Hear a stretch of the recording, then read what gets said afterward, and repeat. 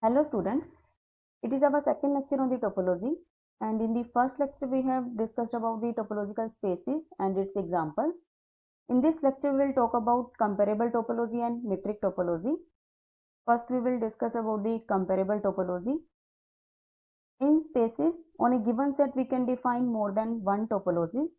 Here also on a given set X, we define two topologies here, that is TO1 and TO2, and these topologies are comparable if and only if one is contained in the other, otherwise it is an incomparable topology. If TO1 is contained in TO2, then we will say TO2 is finer, or we can say stronger or larger than TO1, and we can also say TO1 is coarser, which is a corresponding term with finer, weaker and smaller than TO2. Now if we take examples of the comparable topology, here cofinite topology is coarser than the usual topology. So cofinite topology is defined as, we take all those subsets of X, here X is a set of real numbers whose complement is finite. Then this topology is coarser than the usual topology, in which we take all the open intervals, and usual topology is coarser than the lower limit topology, and lower limit topology is coarser than the discrete topology. Actually discrete topology is largest in all topologies on a set, and indiscrete topology is smallest topology in any set.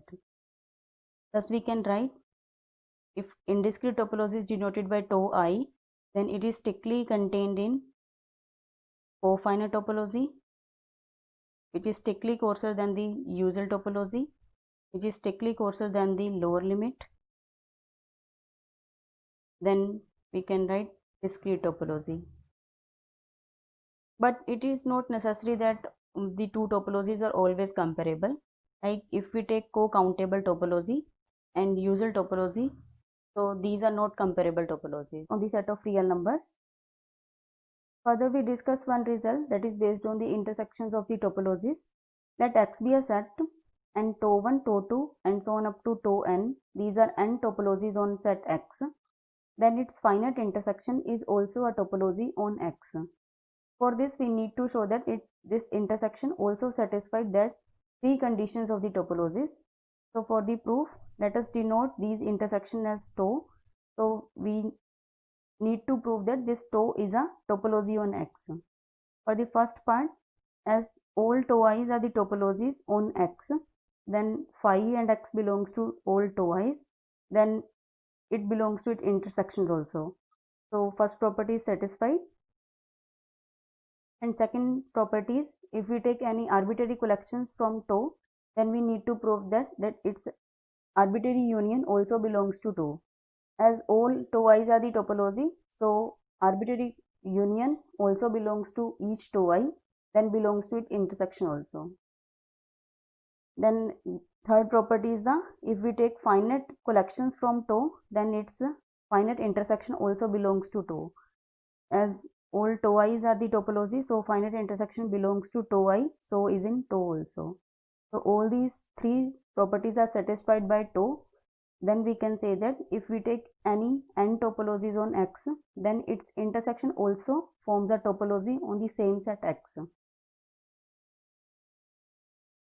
Further, we have another result that is based on the union of the topologies.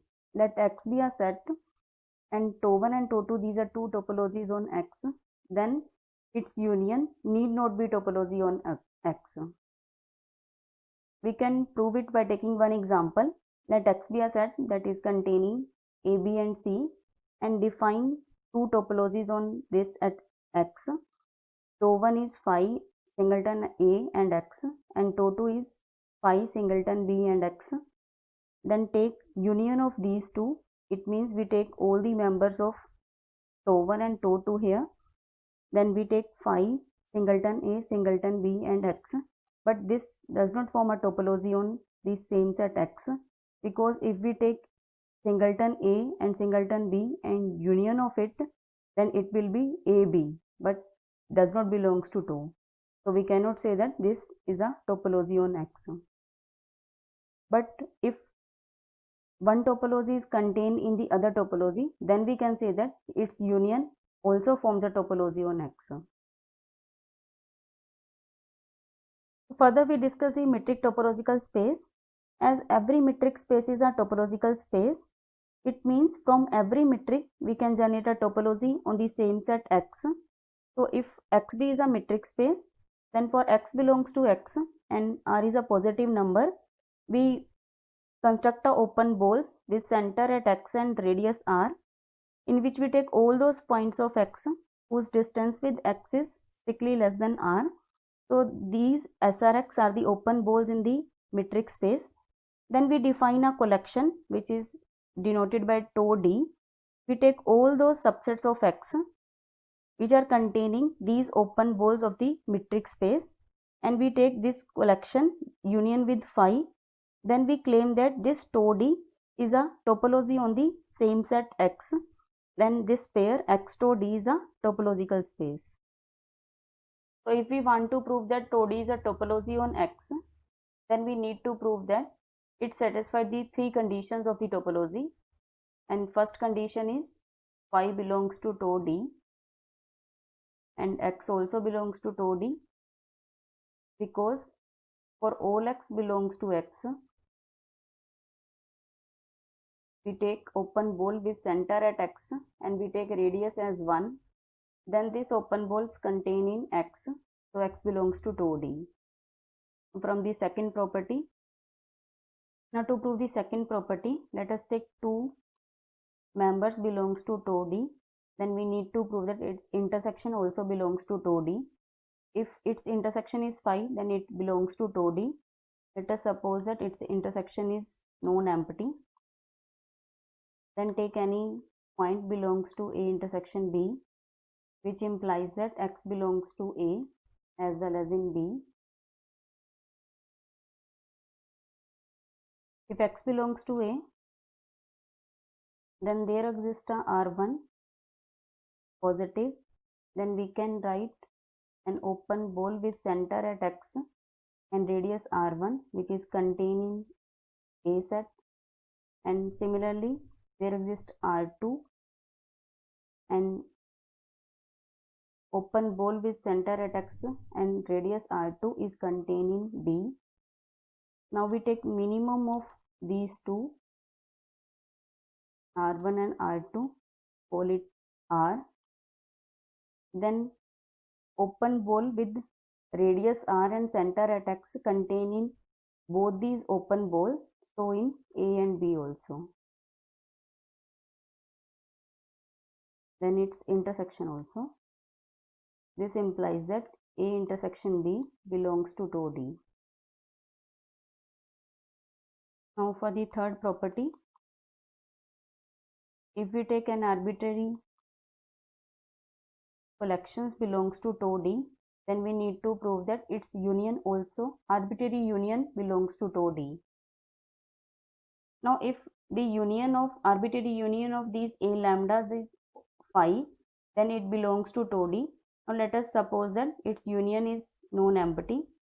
Then take X belongs to its arbitrary union, which implies that X belongs to some A lambda naught, where lambda naught belongs to indexing set. Now if X belongs to A lambda naught, then there exists a R greater than 0. Then we take open ball with center at X and radius R containing A lambda naught. If it is A lambda naught, then this open ball contain in the union of these A lambdas. So we can say that this union, that arbitrary union also belongs to tau D. So this tau D forms a topology on the set X. And this topology is also called topology induced by a metric. So let us take one example on it. On the set of the real numbers, we define a usual topology here, and the distance given by two real number is mod x minus y. Here we take open balls as in the form of open intervals with center at X and radius R. it is like x minus r and x plus r. So these are the open balls in the usual metric space. Now let us make a collection which is denoted by tau d, in which we take all those collections of the subsets of x which are containing all the open balls of the usual metric space, and we take union with phi also. Then this tau d forms a topology on the same set x, which is a set of real numbers. Then this topology is induced by a metric d, so it is also called the usual topology. So next we have a metriable space. A topological space X tau is a metriable space if there exists a metric D on X, such that topology induced by D is tau, and we know that every metric space is a topological space, but converse need not be true. So we can say that every topological space need not be a metriable space. We can prove it by taking one example. Let X is a set that is containing A and B, and tau is a topology defined on this set X. Then this topological space is not a metriable space. So we cannot generate a metric from this topology. So let us suppose if there exists a metric D on X, then take two distinct points, then distance between these 2 points is always greater than 0. Then take this distance as r. Then we take one open ball with center at B and radius r. Then we take all those points of X whose distance with the B is strictly less than r, but this X containing only 2 points, and the distance of the point of B with A is equal to r, but there is no point of X whose distance with B is strictly less than r. So there is only point, that is B only, so that is a singleton B, but it does not belongs to the topology. So there exists an open set which is open in the metric space but not open in the topological space. So there exists an open set which is open in the metric space but not a member of the topology. So we cannot say that this topological space is a metriable space. So further we have an open set in the topological space. Let X tau be a topological space and A is a subset of X, then A is said to be open if A is a member of the topology.